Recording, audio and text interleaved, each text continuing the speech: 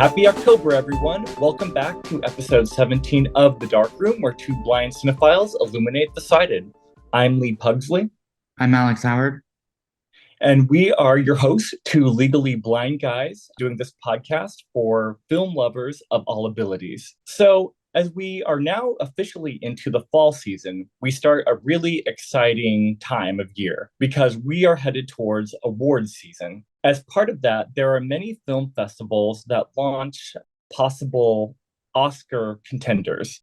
Some of those film festivals include the New York Film Festival, Venice, Telluride, and recently, Alex had the incredible opportunity to be a part of TIFF. He was able to attend in person this year, which is awesome. So we wanted to just take a moment to recount his experiences, and this will be done in two parts.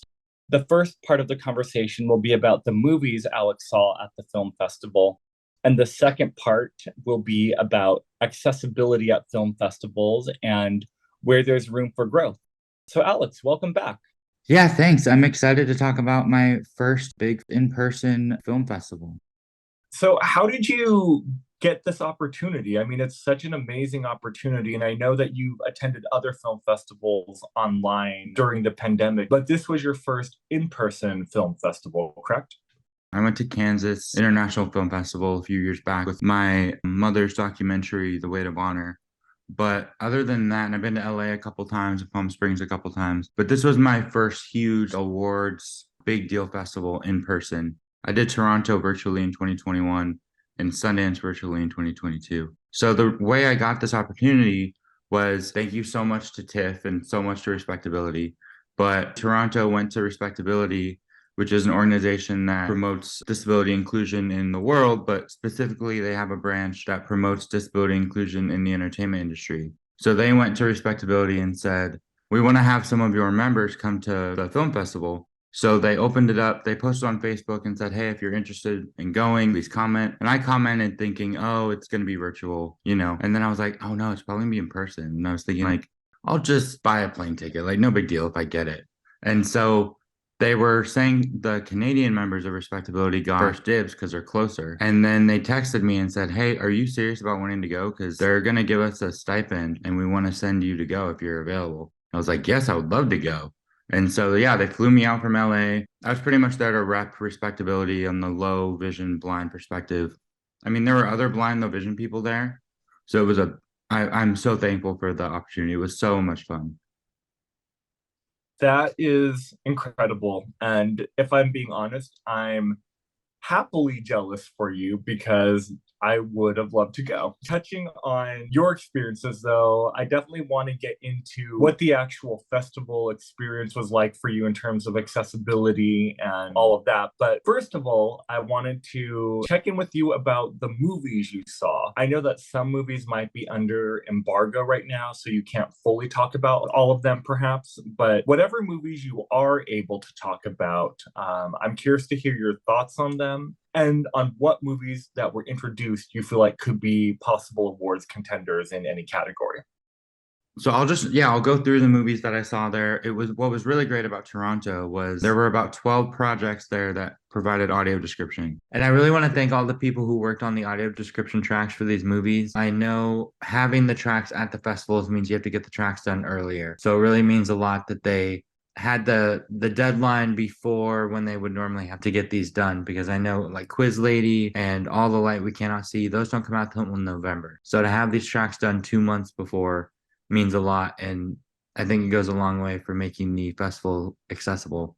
And also, obviously, thanks to the people at TIFF and all the people at the theaters for going above and beyond to make these festivals accessible. So hopefully that continues. And a special thanks to Liz Gutman for writing the audio description tracks for All the Light We Cannot See and Pain Hustlers. I had texted her before the festival, and then when I heard her name in the credited, I was like, oh, that's so awesome. So shout out to her, and I know she was on our podcast a few weeks back, so that was really cool. So I prioritized those, and there were bigger movies that premiered there, like Dumb Money, Next Goal Wins. One I really wanted to see, Woman of the Hour, that didn't have audio description, but I was like, okay, I'm going to see those later when they, inevitably come out with description in the movie theater. So I wasn't prioritizing those. So the first day I went to three movies. I went to Shada, which is from Sony, Flora and Son from Apple, and Convert, which is a New Zealand production company. So Shada was like, it was good. It wasn't amazing. It was kind of a rough subject matter. It was the first movie I saw there, and the audio description worked, and I was like, okay, we're good. I was kind of in disbelief that like, is the AD really going to work? You never know, especially with AMC sometimes kind of hit or miss whether it'll work. So it was very encouraging that right off the bat they got it to work. It is good, but I don't think it'll be an awards contender. So then I went to Flora and Son. I think this one is one of my favorites that I saw at the festival still. Either number one or two for me. It is very, very good. I don't know if it'll be up for Oscars, maybe Song, because it's from the director of Sing Street and Once. And it stars Joseph Gordon-Levitt, and Bono's daughter is actually the other star in it. And she is surprisingly good. Like, not only can she sing, but she's a really good actress. And it's very charming. It's very funny. I'm not a huge romantic movie person, but there's a romantic element to it that is very, very prevalent. And you get like all the feels of a sprouting relationship when you're in the very beginning of a relationship. You have those feels. And this movie definitely made me feel those feelings. So it's basically about Bono's daughter plays a woman who has a son, and she is taking guitar lessons virtually. She is living in the UK, and Joseph Gordon-Levitt is living in LA, and they're doing guitar lessons virtually, and they start having feelings for one another. And it's an amazing movie. I like music. I'm not a huge music person, but very highly recommend it. It comes on Apple TV Plus on September 29th. I'm really excited for this movie. I've seen the trailers for it and, heard a lot of buzz about it. Yeah. The third movie I went to that day was The Convert, and this was the only time where I went to a movie and the AD didn't work at all. So I bought my popcorn. I was feeling all confident, like, oh man, they're 2 for 2 right now with audio description. This one's gonna work. And I went in and didn't. The theater told me that the movie isn't compatible. So I was like, okay. So I was sitting in there. I was like, I have my popcorn. I'll just watch it. And of course, I didn't get a lot of it because there's a lot of subtitles and things. So then the next day, I went to some panels and things, and I had dinner with someone, and they were like, oh, I'm going to see The Convert at this other theater. And I was like, you know what? I'll go and I'll see if the audio description works there. And sure enough, it did. And I was like, oh, it's a theater problem, not a problem. So I watched it there with the audio description, and it helped a lot. I think The Convert is the new movie starring Guy Pearce, and Teiko Tuhaka is amazing in this movie. She is the indigenous lead of this movie, and I think her performance might get some awards consideration. I don't know about Oscars because the movie itself I don't think is strong enough to get Oscars. Like, the performances are great, the visuals are great, all the technical side is amazing. The story didn't hold the emotional weight that I think they were hoping for. So I think that's where the movie kind of lacks, but her performance is awesome. I think she was also in Hunt for the Wilder People. She's a New Zealand actress. And so, I'm really hoping that at the least she might get like a Spirit Award nomination or something. But other than that, I don't think this movie is going many places. It is an interesting, I didn't feel a lot during it, which I think is very important. And it was cool. This was the first world premiere I went to.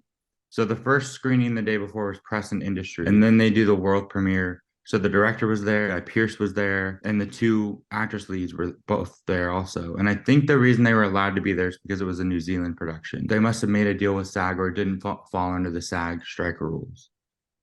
That's really cool that you got to see a world premiere. Was the energy like pretty high in the room? Yeah, I think it's funny. During the press and industry screening, I saw a lot of people getting up and leaving. And I don't know, like, even if I didn't like a movie, and maybe they were just going to the bathroom, but I felt like the theater was a lot more empty when it ended than when it started. But I feel like it's kind of rude at a festival, especially like, the director's in town, the director might be in the theater.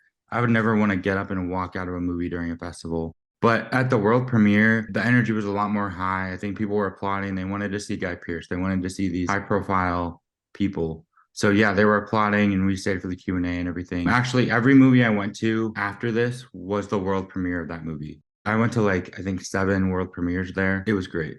Very cool, very cool. And so that was day one, I believe you said. Then, yeah, what was next? That was day 1 and 2. So day 3, I went to 2 movies. It's hard because I was trying to find movies that not only worked in the time slots I had, but there were audio described movies, and then there were other ones. So I was trying to find other movies I'd be interested in. that I would think by the premise I wouldn't necessarily need audio description. So there was a movie I went to called Mother Couch with Ewan McGregor and Ellen Burstyn. And the premise was that Ellen Burstyn plays the mother and she goes into a furniture store and sits on the couch and refuses to leave. And so Ewan McGregor and his two other siblings go there and basically try and see if there's something wrong with her and convince her to leave the store. And I was thinking, oh, this will be a dialogue heavy movie. And while it was, it got pretty crazy in the last third of it. And the movie feels like a dream sequence. Things are happening that don't really make sense in real life. And so it was definitely hard to watch without audio description. It was a pretty fun and quirky movie. It was good. I'd like to see it again with audio description.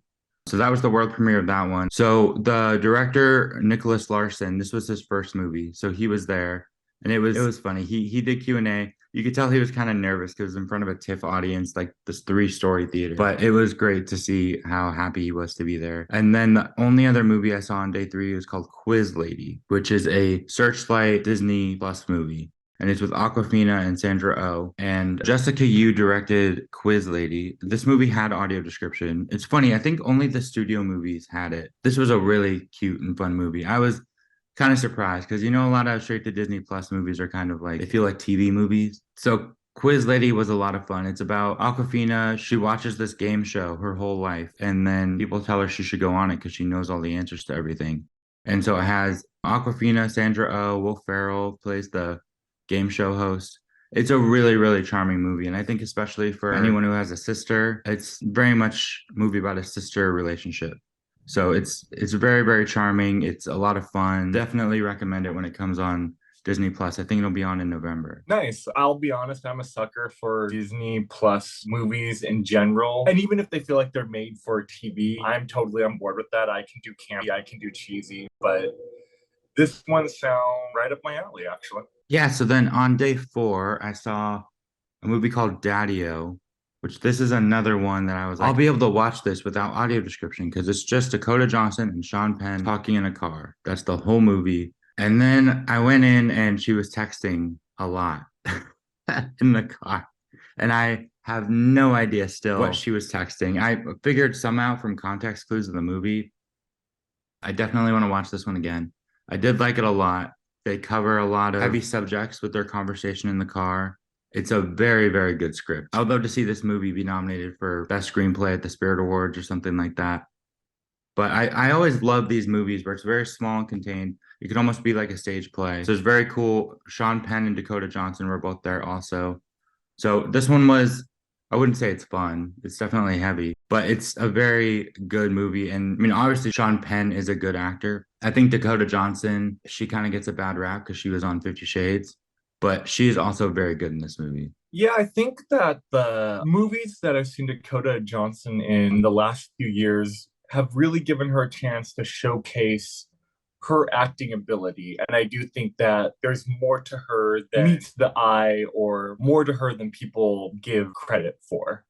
So I'm happy to hear that this was another one of those examples. Do you think that Sean Penn or Dakota Johnson could be considered for any acting nominations? Or do you feel like this might be too small of a film to really get them out there? I do think it's pretty small. I don't think the performances merit Oscar nominations, maybe Spirit Award nominations.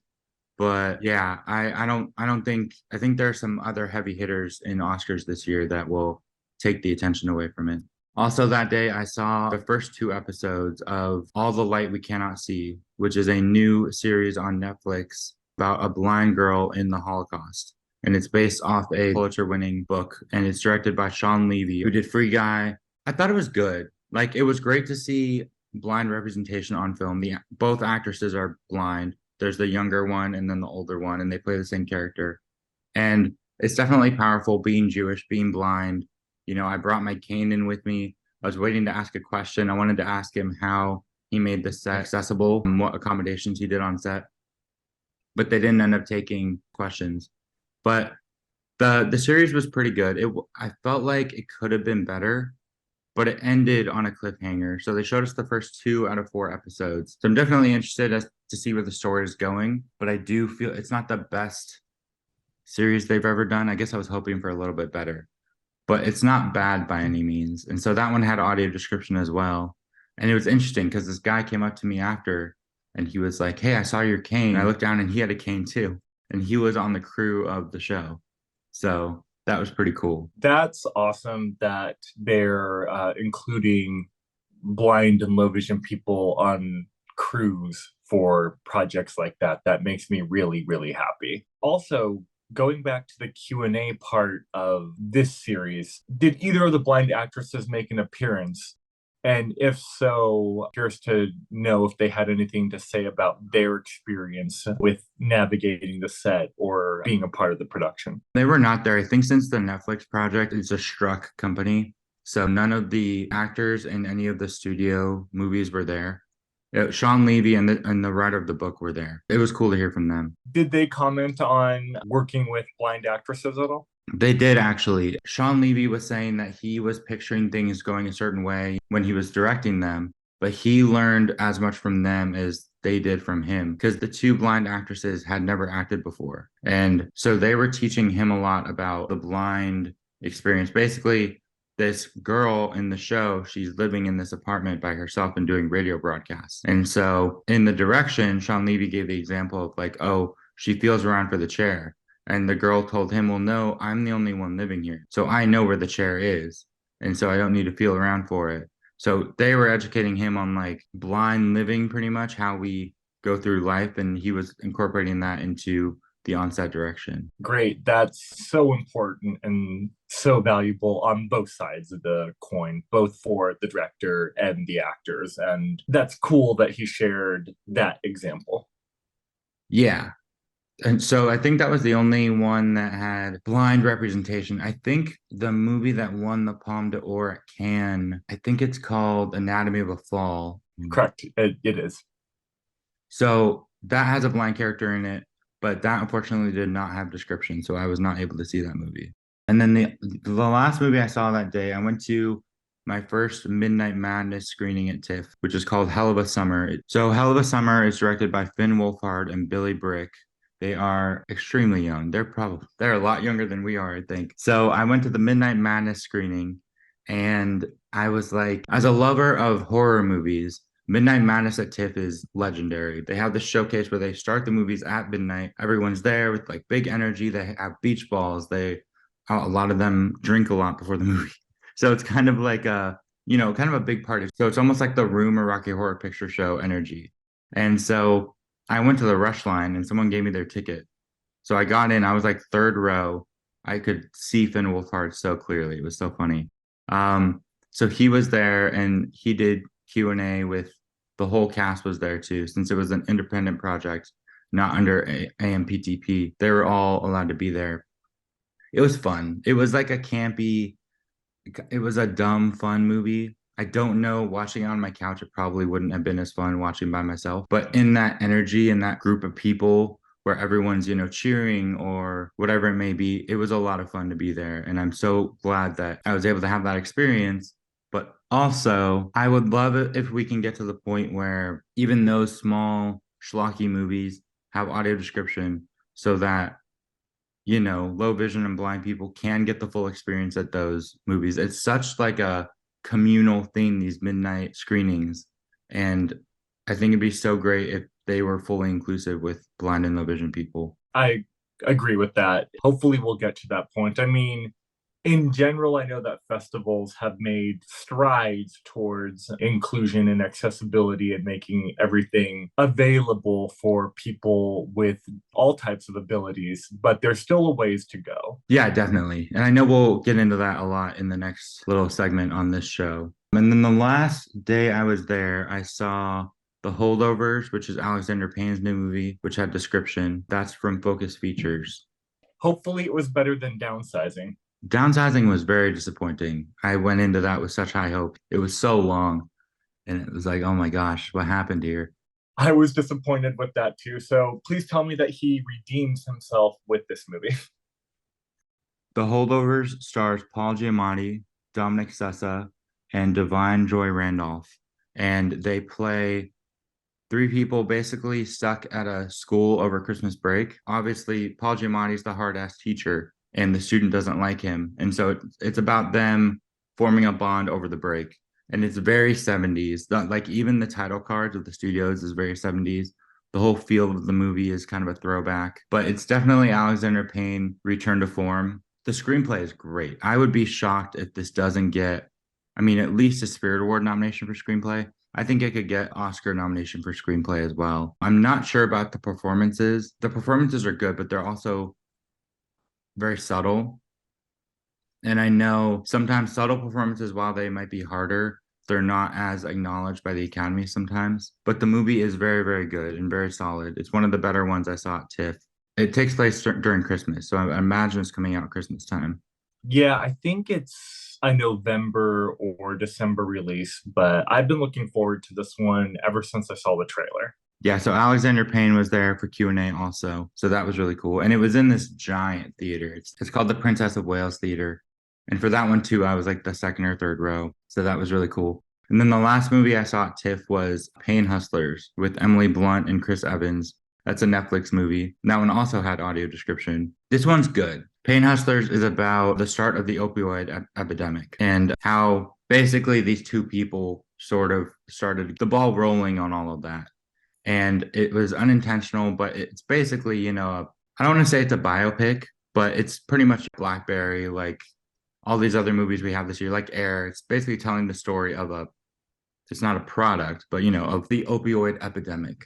And it's interesting. It's a interesting story, good performances, but it doesn't really stand out from the pack like Blackberry did or something like that, where I think it will come back around at award season. So I do recommend it, but if you're trying to only watch Oscar movies, I mean, it's not going to be one of those. Good cast for sure, though. Oh yeah, and it's honestly, it had some funny moments, even though it's a very serious subject matter. The story is extremely interesting in the fact I think they were saying Emily Blunt wanted a role where the woman was morally ambiguous, and so she still had things wrong with her. She wasn't like the savior or the total protagonist. Her morality has a big mix of, okay, she's doing something wrong, but she's also trying to do the right thing. So it was a very interesting character for her. Nice. So that was your whole movie slate for the 4 days you were at TIFF, correct? Yes, yeah. I did a lot of panels too. I went to a Del Toro panel. There was a panel about disability. And honestly, sleep is so huge at TIFF, at any big festival. But you are so exhausted by like day two. And you're just like, I do not want to fall asleep in these movies. So there were some times like I had a ticket to Next Goal Wins. And I was like, you know what? Like I said, I'm going to see it again with audio description. I'm going to sit this one out and go take a nap or something so that I can, actually have the energy to go do other things. Yeah, for those listeners out there who haven't been to a film festival or don't know exactly how it works, it's pretty crazy. There's always movies that you could see. Like you could literally go see a movie throughout the whole entire day and just fill your day with back-to-back movies with no breaks. The other thing that's tricky about that too is sometimes you're going to see like 2 or 3 movies that you'll want to see, but they're going to be at the same time. So then you have to kind of pick and choose which movie takes priority, and it can get very challenging to juggle all those dynamics. Would you say that that seems like an accurate analysis, Alex? Yeah, I think it's funny because since I was so limited in my choices, like I am so thankful for having audio description there at all. But since there were, only 12 movies with it there, it made my choices a little bit easier. But then at the same time, there would be a showtime with audio description during the industry happy hour or during the disability panel. And I was like, okay, I need to prioritize in that sense. But yeah, there's always movies. If you are just, oh, I want to go to a movie, it literally anytime you can go step into one. Yeah, it's just crazy how much content exists at these film festivals. And I'm super excited about the movies you saw, and I can't wait to see them when they're more widely available. Yeah, I'm excited to hear your opinion on them too. Well, thank you for sharing about your experience at TIFF. And once again, we are going to be doing another episode talking about accessibility at these film festivals. So stay tuned for that one. But in the meantime, if you have any questions or comments about the movies Alex saw at the Toronto International Film Festival, or any other comments, you can always email us at darkroomfilmcast@gmail.com. Once again, that's darkroomfilmcast@gmail.com. And a special shout out to Matt Lauterbach and All Senses Go for making transcripts of this episode and all other podcast episodes accessible for film lovers of all abilities. And be sure to stay tuned for the next episode when we continue this conversation about Alex's experience at TIFF. And we also touch on accessibility at film festivals. Thank you so much for listening. See you next time, guys.